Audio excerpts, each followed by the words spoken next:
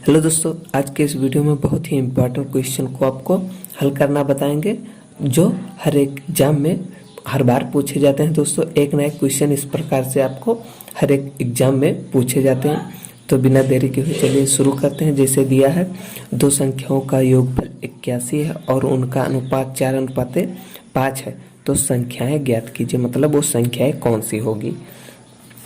तो चलिए शुरू करते हैं। माना पहली संख्या 4x ले लीजिए, क्योंकि x है। जब ये अनुपात में दिया रहेगा तो आपको एक समान राशि से गुणा करना पड़ेगा।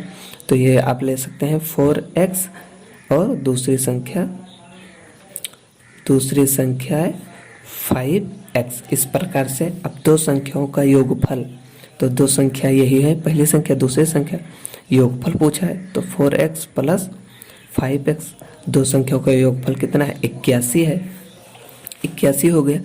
अब इन दोनों को आप जोड़ दीजिए, 4x और 5x से हो जाएगा 9x बराबर 81।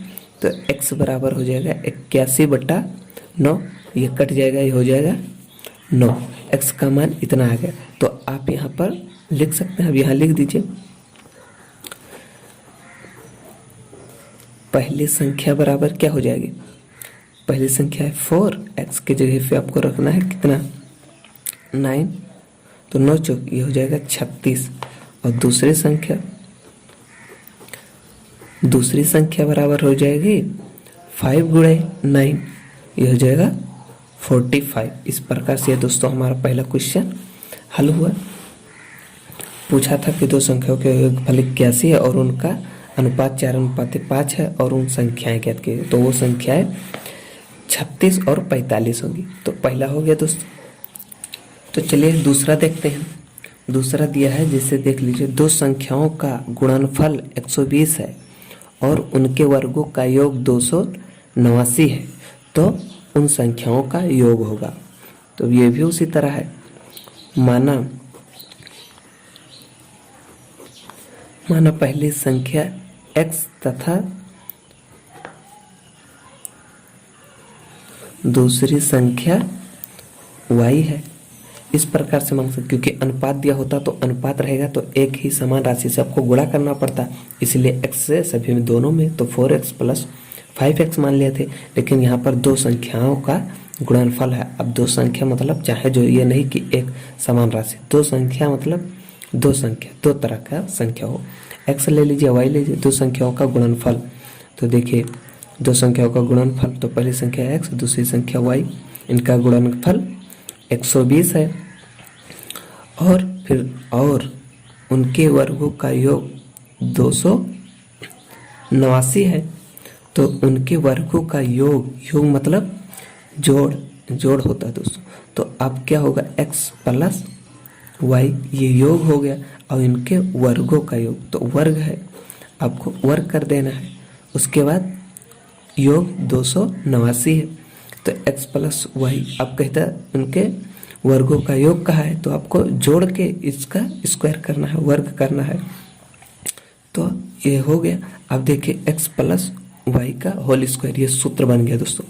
तो आपको सूत्र बन गया, तो आपको क्या करना है? इसे हल करना। तो ये होगा x square plus y square plus 2xy, यही इसका सूत्र होता है।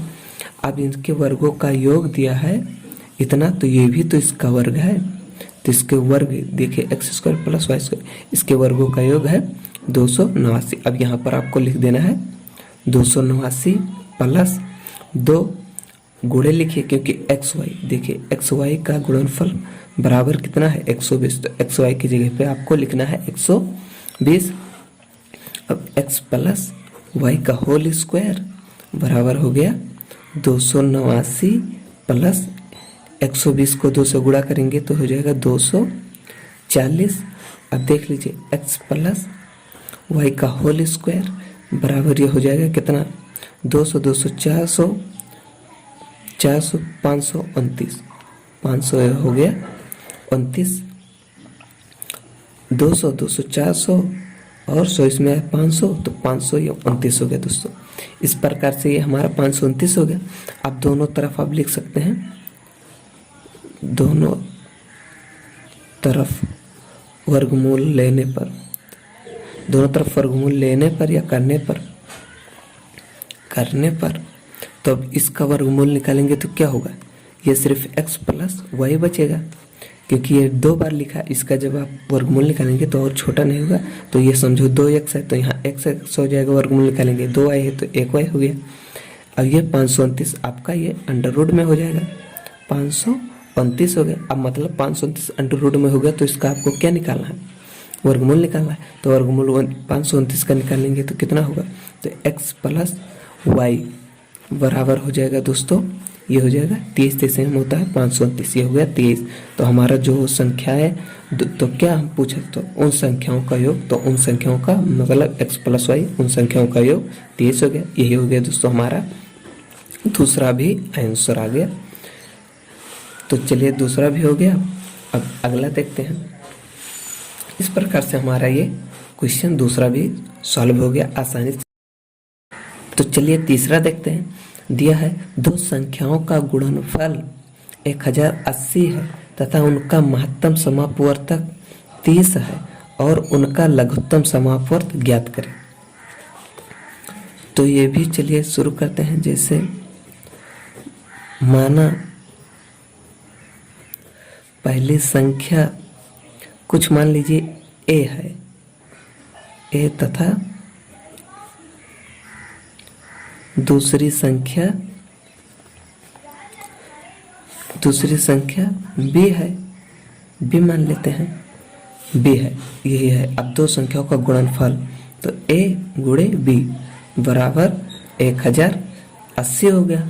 गुणनफल कहा है इन दो संख्याओं का गुण, तो उनका महत्तम समापवर्त, तो महत्तम समापवर्त को कुछ मान ले दोस्तों, वरना उससे लिखने में दिक्कत होगी। तो महत्तम यम मान लेते हैं, यम से महत्तम तो महत्तम समापवर्त दिया है हमारा 30, तो हमें एल से लघुत्तम मान लेते हैं। लघुत्तम समापवर्त निकालना है, हाउ मेनी, इस प्रकार से आप लिख सकते हैं। अब ये दोस्तों एक बताते हैं, ये सूत्र होता है दो संख्याओं का गुणनफल बराबर